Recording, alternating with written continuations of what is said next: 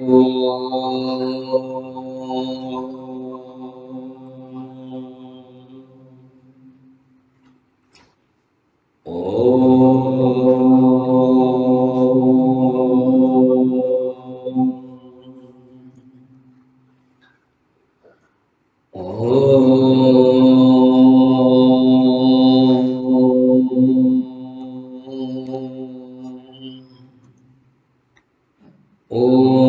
सहना भवतु सहनौ भुनक्तु सह वीर्यं करवावहै तेजस्विनावधीतमस्तु मा विद्विषावहै। ॐ शान्ति शान्ति शान्तिः। गुरुर्ब्रह्मा गुरुर्विष्णुः गुरुर्देवो महेश्वरः गुरुरेव परं ब्रह्म तस्मै श्रीगुरवे नमः। समस्तजनकल्याणे निरतं करुणामयं नमामि चिन्मयं देवं सद्गुरुं ब्रह्मविद्वरं सद्गुरुं ब्रह्मविद्वरम्।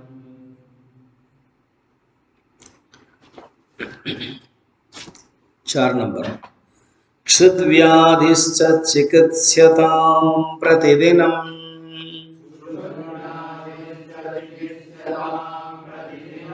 भिक्षौषधं भुज्यताम् स्वादन्नं न तु याच्यतां विधिवशात् प्राप्तेन सन्तुष्यताम् शीतोष्णादिविषह्यतां न तु वृथा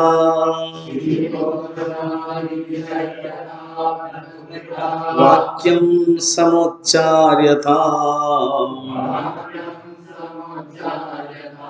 औदासीन्यमभीप्स्यतां जनकृपा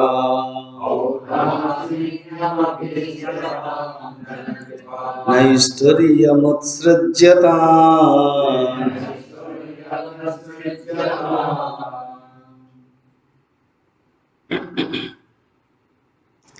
एक घटक तत्व है जो किसी के भी जीवन हो, साधारण मनुष्य हो, पशु हो, साधक हो, वो एक एक्टिविटीज, एक क्रियाकलाप उसके बिना हो नहीं सकता, उसके बिना मनुष्य जीवित नहीं रह सकता।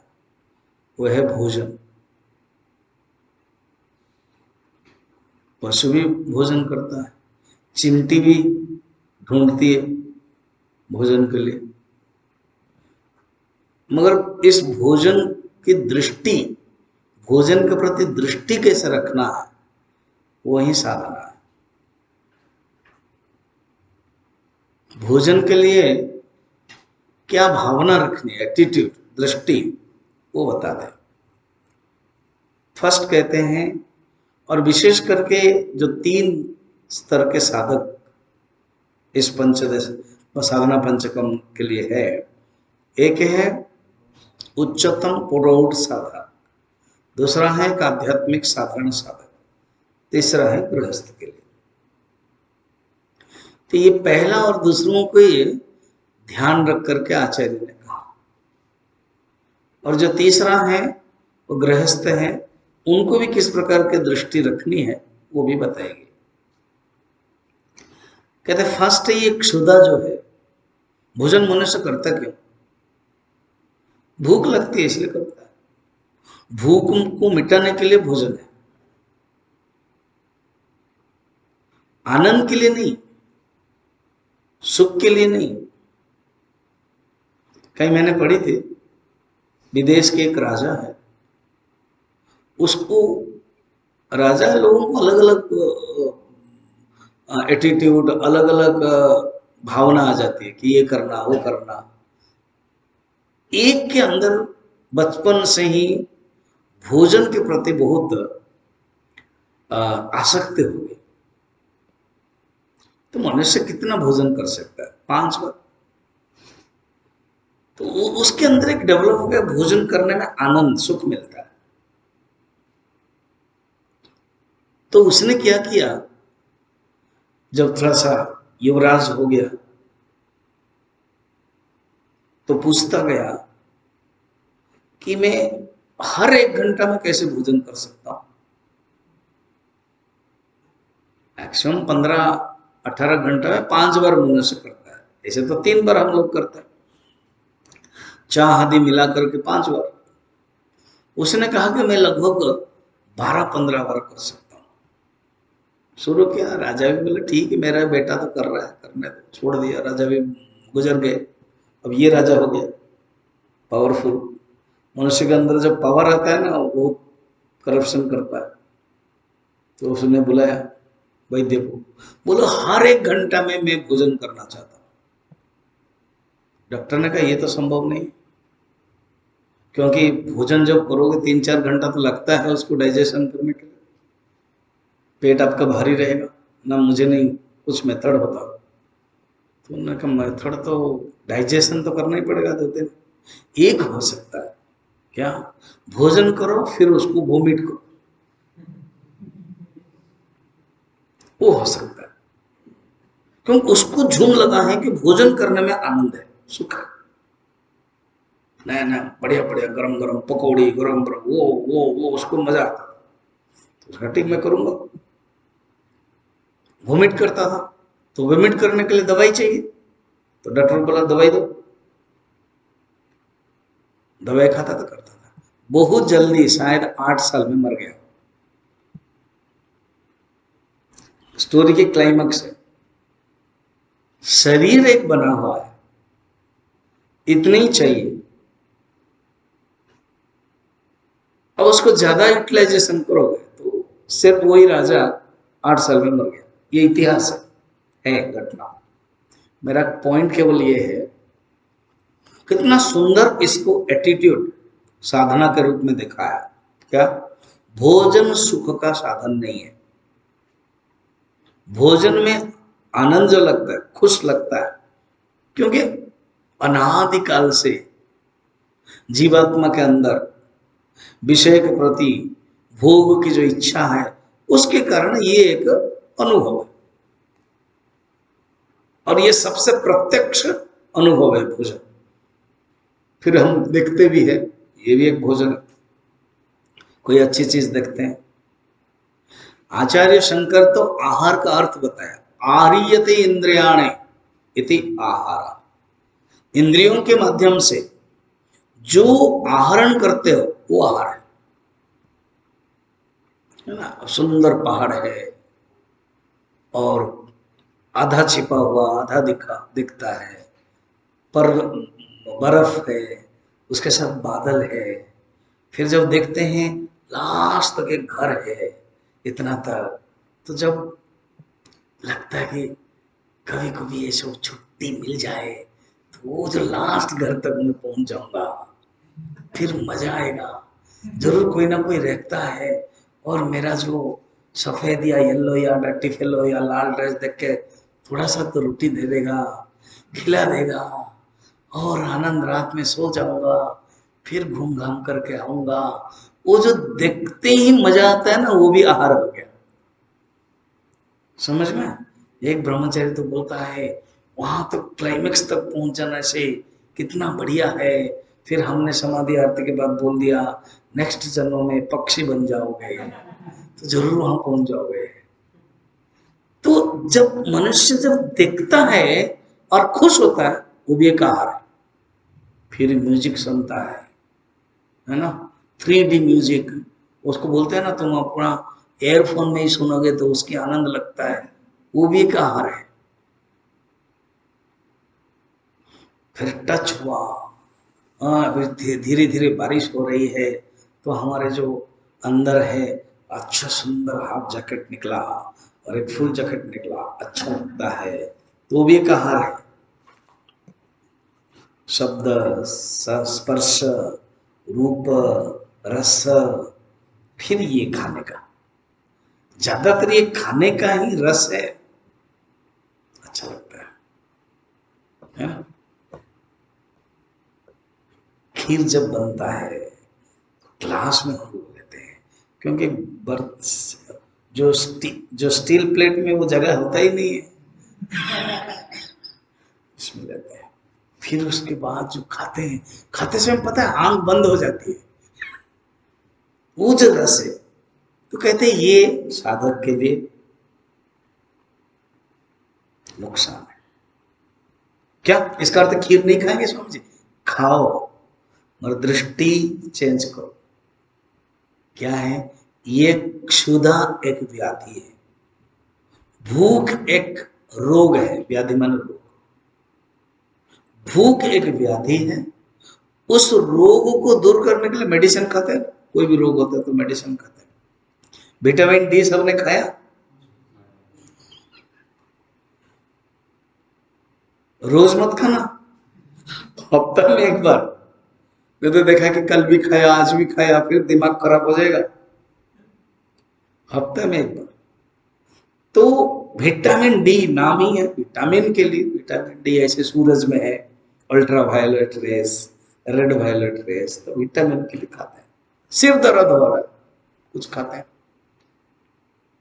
उसको तो ये डॉक्टर पंकज ने पैरासिटामोल दे दिया था, है ना, क्योंकि जरूरत है उसको, ये हो रहा है, वो हो रहा है। तो कुछ ना कुछ तबीयत खराब होने से कोई मेडिसिन खाते हैं। पेट दर्द होता है, चलो जो मेडिसिन है। फिर किस किस के पास तो त्रिफला, अमला, क्या क्या सब है।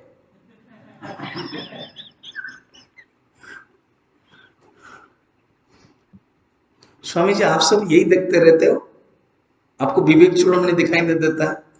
मुझे विवेक चूड़ामणि भी दिखाई देता है, मुझे वो भी दिखाई देता है, तो मैं कह दूं ठीक है। तो ये जरूरत है मेडिसिन आवश्यक। तो जो रोग होता है उस रोग को उपशम करने के लिए, उस रोग को निदान करने के लिए क्या जरूरत है? दवाई चाहिए। अच्छा, कुछ जो रोग है, रोग दो प्रकार है। एक है जनरल डिजीज, आता है जाता है। ज्यादातर तुम लोगों को तीन चार चीजें आती है। क्या है? सर्दी, सिर दर्द, है ना, पेट, ठीक है, आंख कुछ प्रॉब्लम है, फूल जाता है आंख, फिर और क्या? अच्छा, दांत, हमेशा दांत का होता है, उसका तो क्रॉनिक डिजीज है। एक होता है डिजीज है जो आएगा जाएगा, दवाई ले लिया। क्रॉनिक डिजीज परमानेंट, जैसे ब्लड प्रेशर है, डायबिटिक है। क्रॉनिक एक बार रोग हो गया तो वो जाने वाला नहीं, उसको बोलते क्रॉनिक डिजीज। क्रॉनिक डिजीज समझ रहे हो? जो रोग है वो आपके साथ रहेगा, you have to live with that, आप उसके साथ जीना पड़ेगा। दवाई, उससे दवाई से ठीक नहीं होगा, दवाई खा ले और ठीक हो गया, नहीं। दवाई खाओ, वो कंट्रोल करे, उसको बोलते क्रॉनिक डिजीज। गुरुदेव यहां पर कहते हैं एक होता है राजयोग, राजरोग होता है, राजयोग, और एक होता है राजरोग। ये जो क्षुधा है ना, वो ऐसे ही क्रॉनिक डिजीज है। सिर दर्द जैसा नहीं, कभी कभार आएगा, ऐसे नहीं। 2-3 दिन पहले आया था, कौन सिर दर्द, अभी 6-7 दिन तक नहीं आया। कुछ लोगों का ना मन दर्द होता है, 7 दिन तक शांत रहते, गंभीर, किसी से बात नहीं करते, फिर पता नहीं आ जाता है, चिल्ला चिल्ला करके चैंटिंग करते हैं, चिल्ला चिल्ला के बात करते हैं। वो तो मैंने कहा ये भी एक रोग ही है। बैलेंस क्यों नहीं रह पाते? बैलेंस नहीं रह पाते। फिर मुंह फूला हुआ है, तो मैं पूछता हूँ मुंह तुम्हारा फूला हुआ है, फिर भी उत्तर नहीं देंगे। मुंह क्यों फूला है? सो क्या है? और कुछ दिन पूरा बोलते रहे।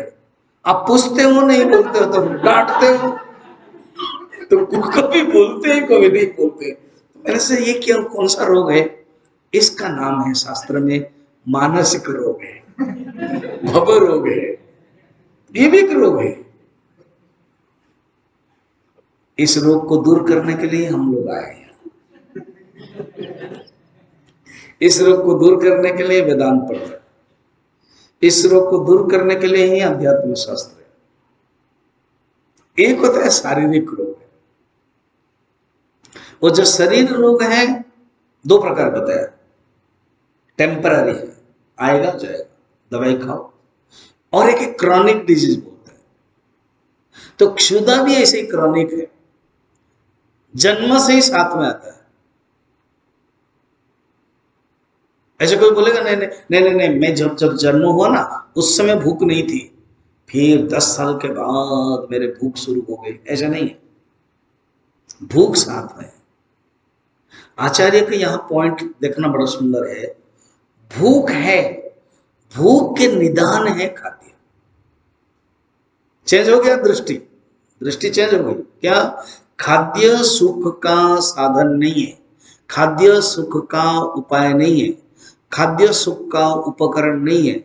खाद्य हम इसलिए कहते हैं करते हैं, हमारे एक रोग है, उस रोग का नाम है क्षुधा, उस रोग का नाम है भूख। इस भूख को दूर करने के लिए हम खा रहे हैं, जैसे कोई रोग को दूर करने के लिए मेडिसिन खाते हैं, और ये क्रॉनिक डिजीज है। ये भूख रहेगी, सन्यासियों को भी रहेगी, महापुरुष को भी रहेगी, देवताओं को भी रहेगी। शरीर है तो रहेगा। कहते देवताओं की भूख प्यास नहीं है, शास्त्र में है, पुराणों में है, इवन उन लोगों का जो है कुरान में है, बाइबल में भी है। स्वर्ग एक ऐसा है जिसमें हूर है, हूर पता नहीं, हूर 72 ऐसे क्या बोलते हैं, आई डोंट नो। वहां जाते हैं, वहां लड़कियां लोग होंगे, भोग होगा, भूख नहीं लगी, शराब की नदियां बह रही होगी, ऐसे वर्णन है सब उनकी भाषा में। हम लोगों का भी क्या, अप्सरा है, इंद्र है, वहां भूख नहीं है। कहीं कहीं वेद में वर्णन है।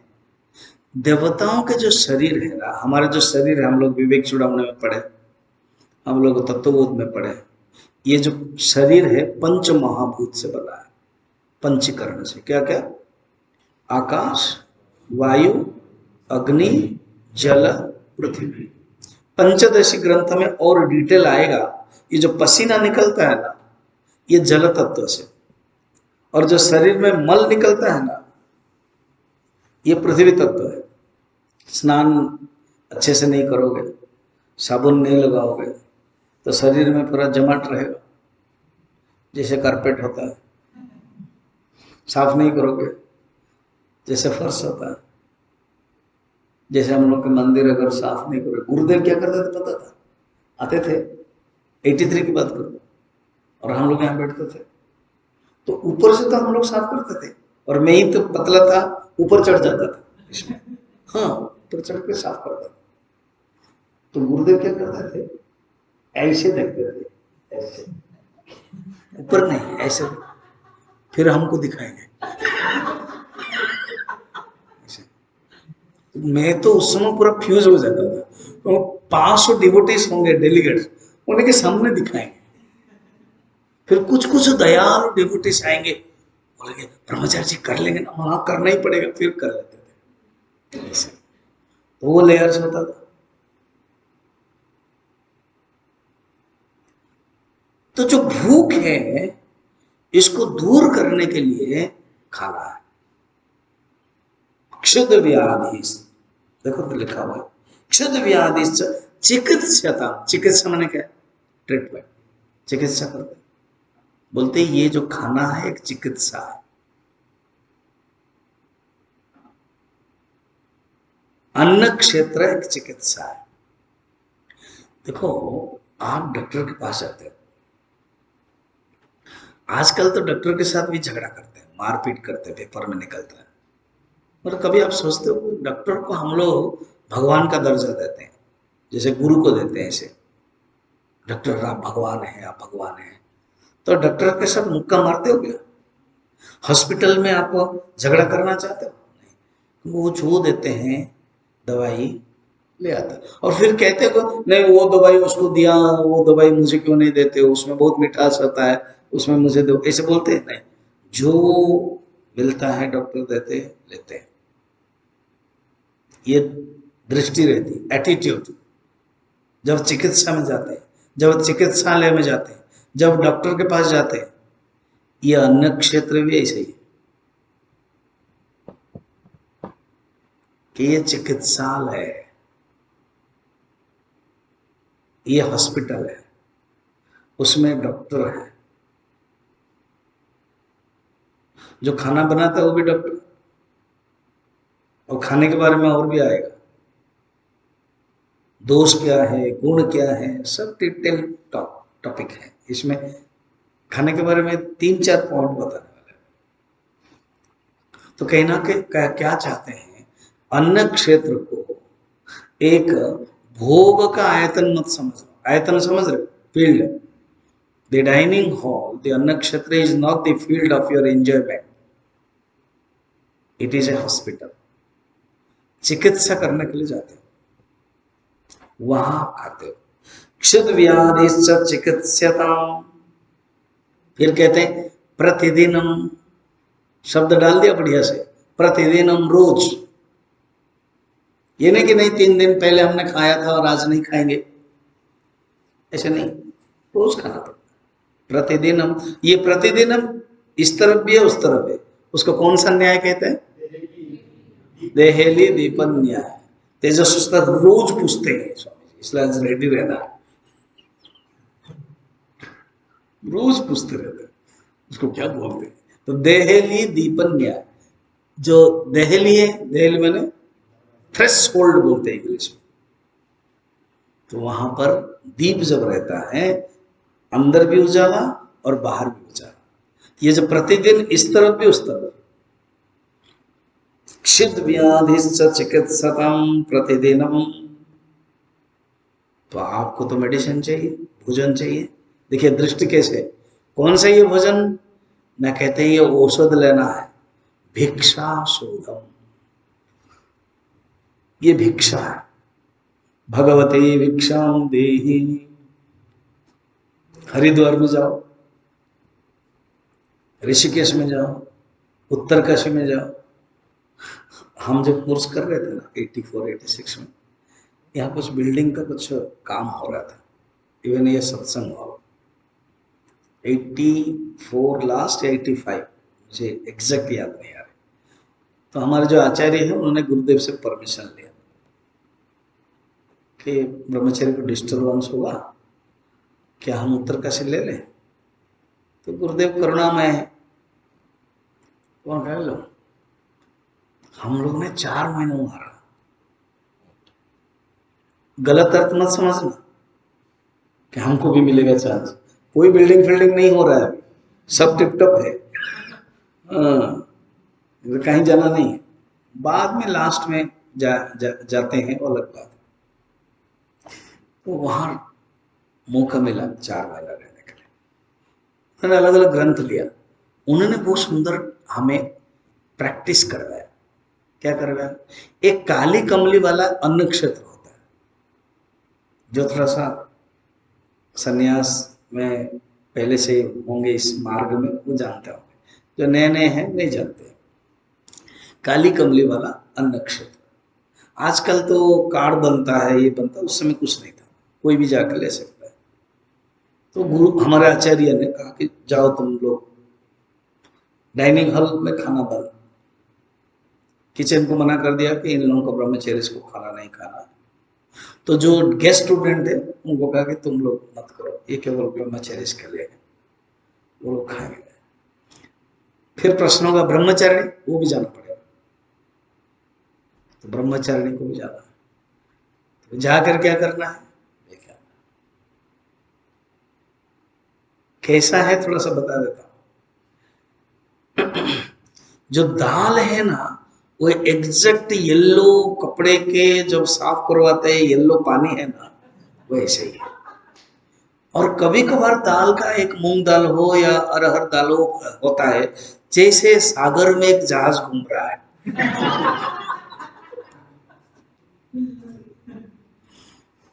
नो कंप्लेन, नथिंग, वही खाना। और जो रोटी है ना, वो लोग मुझे नहीं लग रहा ऐसे ऐसे करते होंगे। वो जो मैंने उस दिन कहानी बताया रहा था ना, ऐसे करते हाथ में करते वो डालते, मोटा मोटा है। और वो मोटा में पूरा उसके जो काला है ना, चंद्रन का कलंक जैसा लगता है। उसमें नो कंप्लेन। और शरीर को देख करके देते थे। मेरा शरीर छोटा है, 2 से अधिक देते ही नहीं थे मुझे। और एक ब्रह्मचारी बहुत सुंदर है, बढ़िया से, उसको 5 मिलता था। मतलब उसको 5 मुझे दो, तुम्हारा शरीर। शरीर को देख के देते थे। और शरीर को देख करके भी दाल है,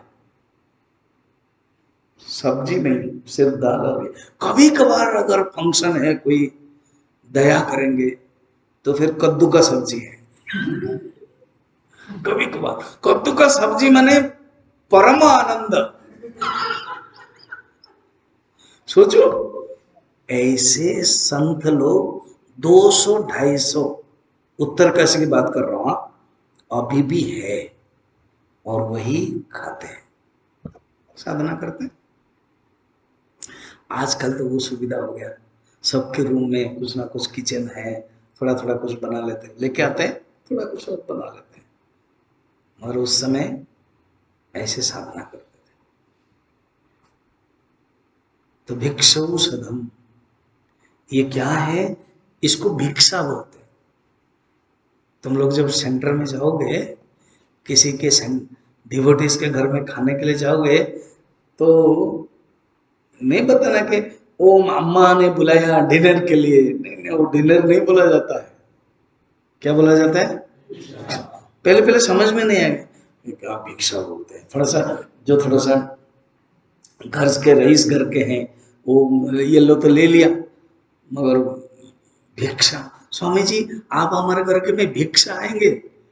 तो एक ब्रह्मचारी ने क्या समझा, इसको दीक्षा चाहिए।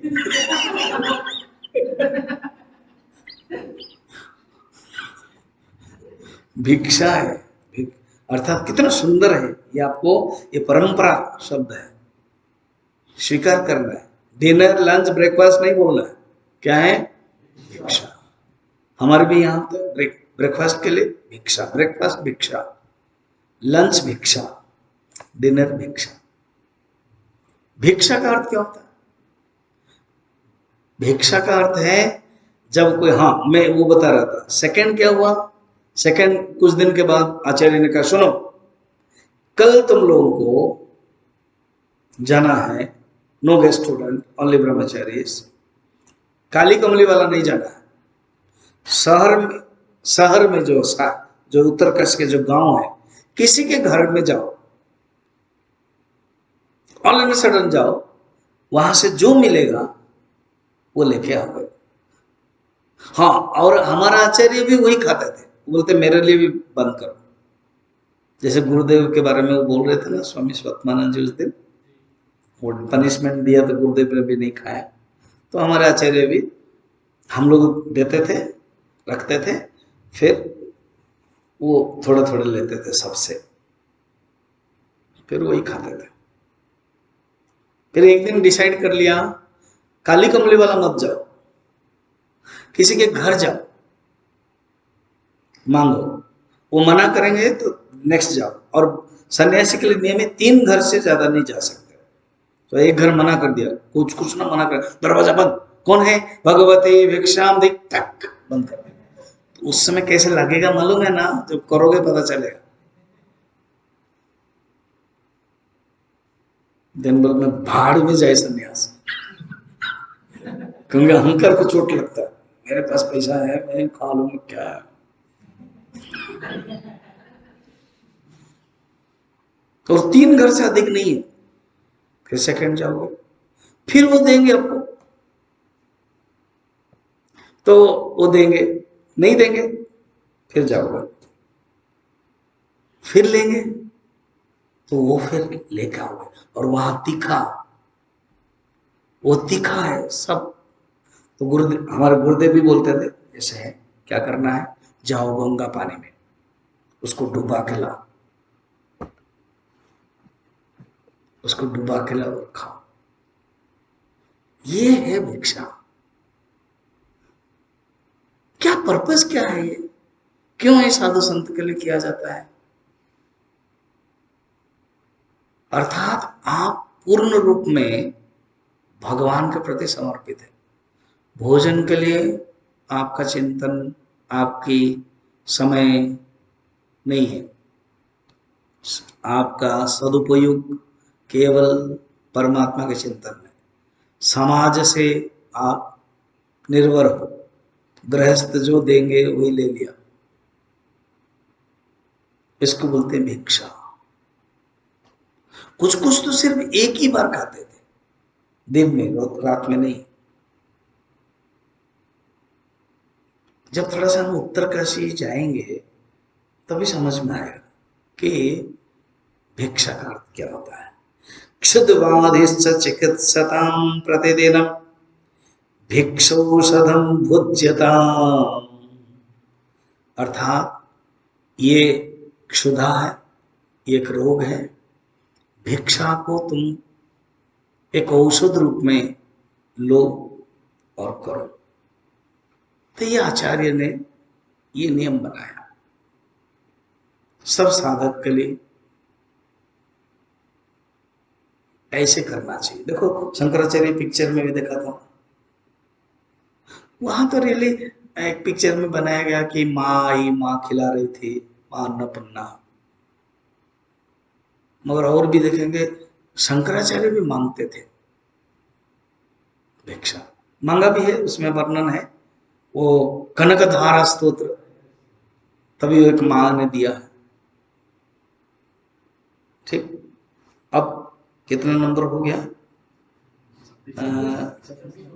8 8 3 की 24, 25 26 27 नंबर। साध्वन्नम न तो यच्चताम विधिवशात्। कहते हैं साधु स्वाद अन्न, अर्थात अच्छा खाना मन में सोचना ही नहीं चाहिए साधक के लिए।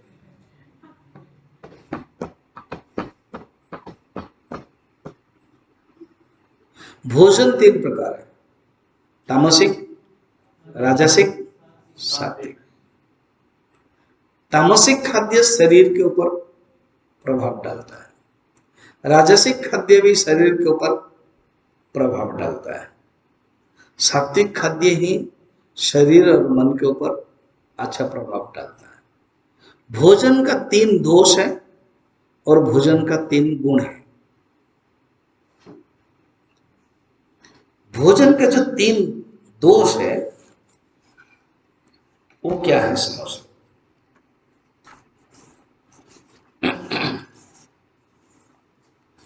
वर्णन है भोजन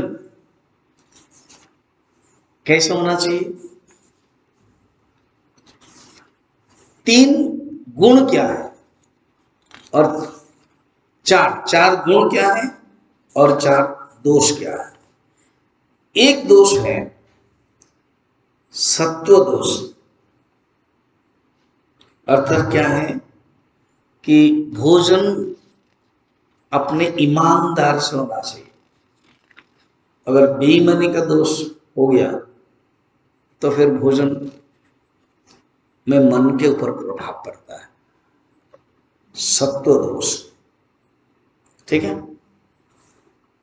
और गुण क्या है? जो ईमानदार से, बेईमान के जो है वो दुख देता है। एक कथा है, एक साधु, या तो भीष्म के बारे में कथा है महाभारत में। भीष्म सरसिया में है। ये लोग गए, पांडव लोग, उसमें प्रवचन दिया उन्होंने नारी धर्म के बारे में, राजनीति के बारे में, मोक्ष के बारे में। विष्णु सहस्त्र नाम तो भीष्म ने ही कहा है ना। तो जब नारी धर्म के बारे में कहा, यत्र नार्यस्तु पूज्यन्ते तत्र रमन्ते देवता, ये प्रसिद्ध श्लोक है।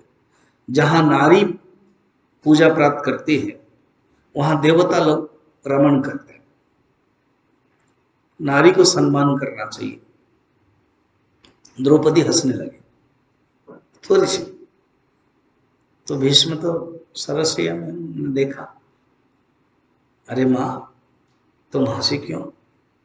मैं कहा कि पितामह, जब मेरे वस्त्र हरण होता था आप भी चुप थे, और आप पितामह हैं, अगर आप मना करते तो ना दुर्योधन करता ना धृतराष्ट्र साहस करते, और आपने कुछ कहा नहीं।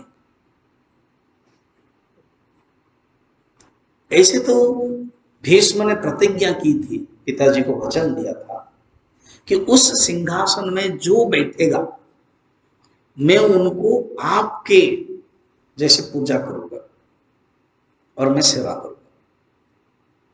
बस ये जो वचनबद्ध कर लिया, एक अंधा हो गया। जैसे कल हम लोग वचन देख रहे थे, कितना सुंदर स्टाइल से देखा। हरिश्चंद्र की पत्नी महारानी सेव्या दीप जला रही है और कहा कि आप अपना राज्य दे दिया, ये क्यों है महाराज? उन्होंने कहा मैं वचनबद्ध हूं। वचन तो ही है, वचन तो शब्द है, वचन को वापस ले लीजिए। तो कहते वचन मेरे लिए धर्म है, वचन मेरे लिए कर्म है, वचन मेरे लिए भगवान है। तो उन्होंने जो वचन दिया उसके कारण वो अंधे हो गए भीष्म। कुछ लोग इस समय संत लोग, कहीं कहीं कहानी ओरिजिनल है कि नहीं देखना पड़ेगा, इसमें कहते हैं अरे माँ मैं जो भोजन करता था वो कलुषित भोजन में करता था, इसलिए मेरे जो मन के अंदर दूषित प्रभाव पड़ रहा था। जो सत्य है, जो धर्म है, जो सही है, मैं बोल नहीं पाता था। मेरे मन के अंदर विकार, मेरे मन के अंदर तमस, मेरे मन के अंदर वेलिंग, मेरे मन के अंदर आवरण हो जाता था। अब मैं भोजन नहीं कर रहा हूं, निराहार हूं, तो जो सत्य है, जो सत्य वचन बोल रहा हूं। ऐसी एक सुंदर कथा। एक संत आए चातुर्मास्या में, एक राजा के पास रहने लगे। रोज सत्संग करते थे, वॉकिंग करते थे, घूमते थे। सवेरे सवेरे रानी जो स्नानागार है वो जाती थी, स्नान करती थी। वो जो हार है वो हार निकाल के रखती थी। कभी कभार वो संत देखा भी है कि हार पड़ा हुआ है, क्योंकि स्नान वो करते थे, उसके बाद सेकंड में संत करते थे। राजा थोड़ा देरी में करते थे। एक दिन क्या हुआ, वो हार देख करके संत के मन में एक लोभ आया और उस हार को उन्होंने ले लिया और किसी को बताया नहीं। राजा सोए हुए हैं, रानी को भी नहीं बताया। वो अपना छोटा सा जो बैग है, झूला, उसको लेकर के चल पड़े, निकल आए। चलते चलते एक तो है ले लिया चोरी करके, और रात के जो भोजन किया था उस भोजन पाचन तो हो गई, तो सोच गए और पेशाब भी आया। करने के बाद उनके मन में आया मैंने तो गलती कर लिया, मैं एक संत हूं और मैंने चोरी किया। ऐसे रोज तो मैं देखता था हार है, आज ही क्यों हुआ? तुरंत वो आए वापस। जब वो वापस आए तो राजा तो जानते थे कि ये वॉकिंग करने के लिए गए होंगे।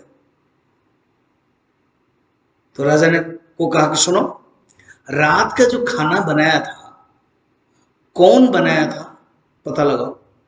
तो रानी ने पता लगाया। फिर खाना जो खीर बनी थी, जो चावल बना था, वो कहां के है, कैसे आया था, निकालो। कल हरिश्चंद्र चाणक्य का देख रहे थे ना, अर्थ में पूछ रहे थे कि सम्राट, आपके नंदीग्राम में सैन्य लोग धन ले आए हैं, किस दृष्टि से लिया है, ये दान है या दक्षिणा है? समझा नहीं आचार्य सारंग राव, सम्राट को समझा था दान किसे कहते हैं और दक्षिणा किसे कहते हैं। देन कहते सम्राट, किसी जनहित के लिए सेवा के विपरीत जो दिया जाता है उसको दान कहते हैं, और एक निज अपने के लिए जो सेवा करते हैं उसके बदले जो दिया जाता है वो दक्षिणा कहते हैं। तुम्हारे जो सैन्य ने गांव से जो धन ले लिया, इसको दान कहोगे कि दक्षिणा कहोगे? ये दान है कि दक्षिणा? ये ना दान है ना दक्षिणा, ये अपहरण है।